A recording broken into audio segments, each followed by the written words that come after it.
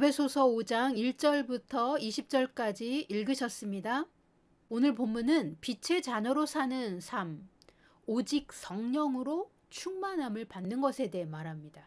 빛의 열매가 무엇인지, 반대로 열매 없는 어둠의 일은 무엇인지, 어리석은 자와 지혜로운 자에 대해 바울은 가르치고 있습니다. 8절 보십니다. 8절에 너희는 주 안에서 빛이라 빛의 자녀들처럼 행하라 합니다. 하나님은 영광 그 자체이십니다. 영광이라는 것은 육신의 눈이 멀 만큼 강력한 빛입니다. 빛이신 하나님의 자녀는 빛이 된 것입니다. 빛의 자녀들처럼 행하는 삶이 무엇인지 생각해 봅시다. 1절부터 보십니다. 사랑을 받는 자녀같이 하나님을 본받는 자가 되라고 합니다. 하나님을 본받는 사람은 어떤 사람일까요? 에베소서 4장 23절 24절이 말합니다. 오직 너희의 심령이 새롭게 되어 하나님을 따라 의와 진리의 거룩함으로 지으심을 받은 새 사람을 입으라. 아멘. 하나님을 본받는 사람은 하나님을 따라 의와 진리의 거룩함으로 지으심을 받은 새 사람을 입습니다. 하나님의 의와 진리를 따라 순종할 때 거룩한 예복이 입혀집니다. 새 사람을 입는다는 것은 영의 신분에 맞는 의롭고 진리에 속한 삶을 순종하여 우리의 혼이 거룩한 형상으로 변화되는 것을 말합니다. 빛의 자녀들은 빛이신 하나님의 형상을 본받습니다. 하나님은 의로우십니다. 진리이십니다. 우리도 의와 진리를 따라 거룩하신 하나님의 형상을 본받는 것입니다. 자, 에베소서 5장 2절로 오십니다. 그리스도께서 너희를 사랑하신 것 같이 너희도 사랑 가운데서 행하라 합니다. 그리스도의 사랑이 어떻게 나타났는지 2절 하반부에서 설명하고 있습니다. 우리를 위하여 자신을 버리셨습니다. 하나님께 자신을 드리는 희생 제물이 되셨습니다. 그리스도께서 우리를 사랑하신 그 사랑은 죽기까지 자신을 희생하신 사랑입니다. 그 사랑 안에서 우리도 행하는 것입니다. 빛의 자녀들처럼 행하는 삶은 첫 번째로 하나님을 본받고 두 번째로 그리스도의 사랑 안에서 행하는 삶입니다. 9절과 10절 보십니다. 빛의 열매는 모든 착함과 의로움과 진실함에 있느니라. 주를 기쁘시게 할 것이 무엇인가 시험하여 보라. 아멘. 하나님을 닮고 그리스도의 사랑 안에서 행할 때 우리에게는 빛의 열매가 맺힙니다. 우리의 인격과 행동에 초자연적인 하나님의 빛의 열매가 나타납니다. 그 열매는 하나님의 선함과 의로움과 진실함의 열매입니다. 우리가 그리스도인으로서 빛의 자녀로서 무엇인가 옳은 선택을 하려면 이 선택이 과연 하나님의 선하심을 나타내는가, 하나님의 의에 속하는가, 하나님의 진리에 속한 것인가 깊이 생각하고 결정해야 합니다. 주님을 기쁘시게 할 수 있는 선택인가 생각한다면 분별하기 매우 쉬울 것입니다. 11절 보십니다. 너희는 열매 없는 일에 참여하지 말고 도리어 책망하라. 아멘. 빛의 열매가 없을 때는 어둠의 일에 참여하고 있는 것입니다. 하나님의 세계, 즉 영적인 세계는 어둠과 빛이 섞이지 못합니다. 어둠과 빛이 함께 다니지 못합니다. 회색 지대나 중간 지대는 없습니다. 빛의 열매가 있는가, 빛의 열매가 없는가로 빛의 소속인지 어둠의 소속인지 분리됩니다. 빛의 열매가 없다면 어둠의 일에 참여하고 있다라고 바울은 말하고 있습니다. 11절에 어둠의 일에 참여하지 말고 도리어 책망하라 합니다. 13절 보세요. 그러나 책망을 받는 모든 것은 빛으로 말미암아 드러나나니 드러나는 것마다 빛이니라. 아멘. 성령님께서 계시의 빛을 우리 마음에 비추실 때 우리는 책망을 받습니다. 우리 안에 숨겨진 어둠의 생각과 어둠의 의도가 드러나고 빛의 열매는 무엇인지 깨닫게 됩니다. 깨닫고 돌이키는 것이 회개이죠. 깨닫고 돌이킬 때마다 어둠에서 벗어나 빛에 속하게 됩니다.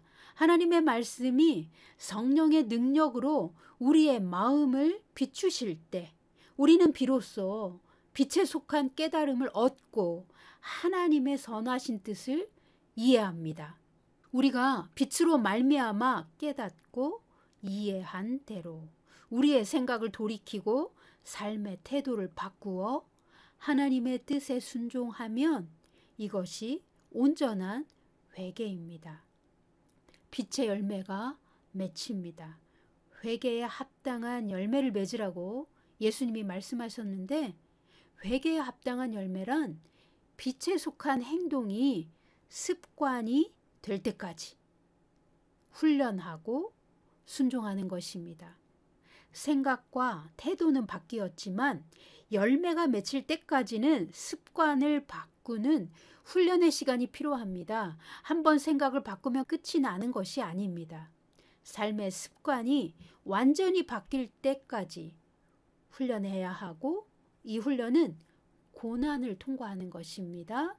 때로는 시험도 통과합니다. 아무리 좋은 이론들을 많이 습득하고 입으로 거룩한 척 흉내내는 것은 할 수 있지만 입으로 말하는 것만으로는 빛의 열매가 아닙니다. 15절과 17절 보십니다. 그런즉 너희가 어떻게 행할지를 자세히 주의하여 지혜 없는 자같이 하지 말고 오직 지혜 있는 자같이 하여 세월을 아끼라. 때가 악하니라. 그러므로 어리석은 자가 되지 말고 오직 주의 뜻이 무엇인가 이해하라. 아멘. 빛의 열매를 맺으려면 15절처럼 어떻게 행할지를 자세히 주의하여 지혜 있게 행하여야 합니다. 지혜 있게 행한다는 것은 16절 세월을 아끼는 것입니다. 세월을 아낀다는 것은 쉬지 말고 일을 많이 하라는 뜻이 절대로 아닙니다. 세월을 아낀다는 것은 하나님의 목적에 맞게 시간을 사용하라는 말입니다. 이 세상 시스템은 마귀가 사람들을 너무너무 바쁘고 정신없이 일만 하도록 조작해 놓았습니다. 쉼의 시간, 기도할 시간, 성경 읽을 시간, 예배할 시간도 없이 무조건 움직여서 뭔가 생산성을 많이 만들어 놓으라는 압박을 주고 쉬지 못하도록 강요하고 조종합니다. 세월을 아끼라는 말을 마귀의 시스템으로 해석하면 큰 오해입니다. 하나님은 안식일을 제정하시고 노비와 마소도 가축조차도 쉼을 얻게 하셨습니다. 안식일은 하나님의 임재 안에서 쉬는 날입니다. 그러므로 쉬지 말고 일해라. 잠도 4시간만 자고 일해라. 너의 몸은 무가치하니 죽도록 일만 해라 라고 말씀하시지 않았습니다.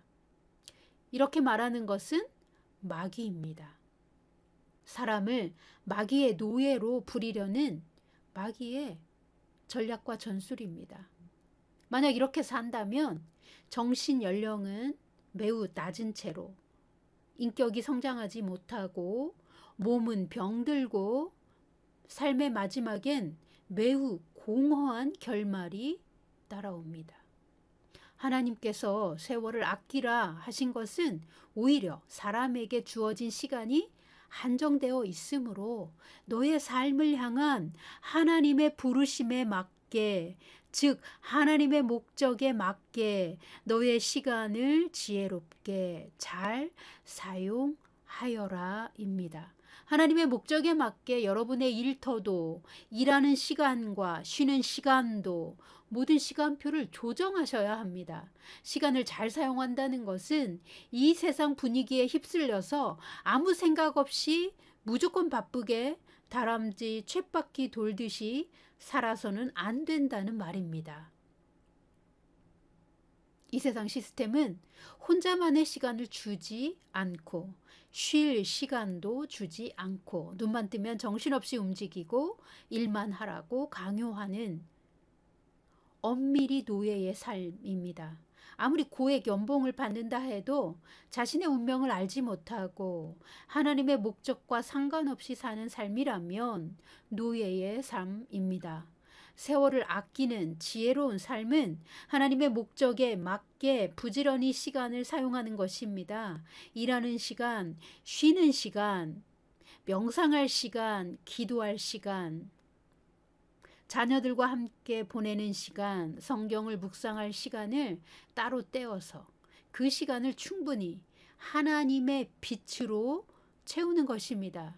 그리고 하나님의 목적을 여쭤보십시오. 그렇지 않으면 멸망하는 길로 휩쓸려 갈 것입니다. 우리는 마귀의 노예가 아닙니다. 하나님의 자녀요, 빛의 자녀입니다.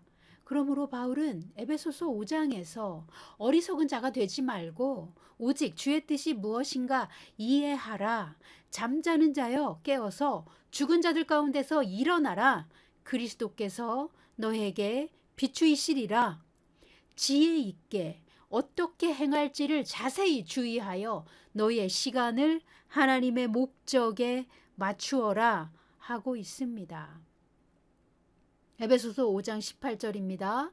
술 취하지 말라. 이는 방탕한 것이니 오직 성령으로 충만함을 받으라. 아멘.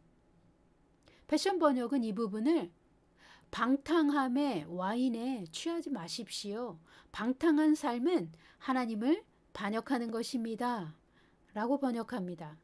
단지 술을 마시지 말라는 의미가 아니라 방탕한 삶에 취해서 산다면 하나님께 반역하는 것이라고 말하고 있습니다.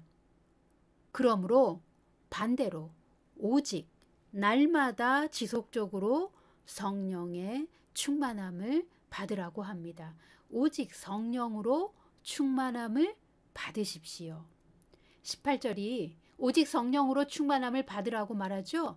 성령으로 충만함을 받기 위해 우리는 좀 전에 1절부터 20절까지 빛의 자녀들처럼 행하는 삶을 설명했습니다. 다시 정리합니다. 하나님을 본받고 그리스도의 사랑 안에서 행하며 하나님의 선하심과 의로우심과 진실하심으로 행할 때에 성령의 충만함을 받습니다. 무엇보다 여러분의 시간을 하나님의 목적에 맞게 사용해야 합니다.